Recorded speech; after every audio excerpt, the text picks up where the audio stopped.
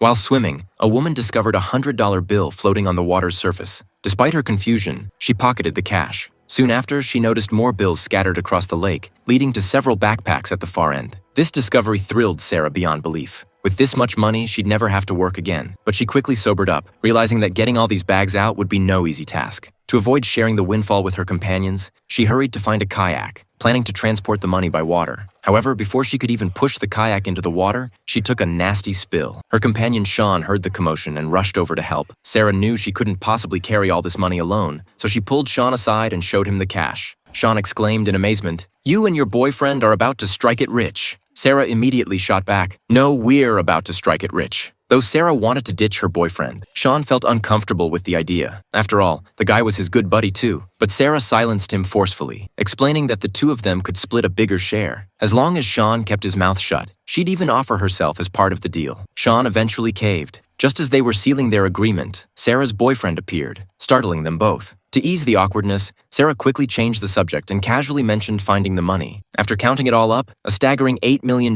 lay before them. However, her boyfriend showed zero interest in this unexpected fortune, coldly dropping the line, "Hope you two have a great life together," before walking away without looking back. Seeing her boyfriend leave, Sarah acted like she couldn't care less. After all, she still had Sean, and that was enough to help her get the money out of the wilderness. They first tied the bags to the kayak, then drifted downstream along the river. If they could successfully transport the money, they'd become millionaires. Meanwhile, Sarah's ex-boyfriend unexpectedly encountered a man. After talking, he learned that Nick was also searching for that $8 million.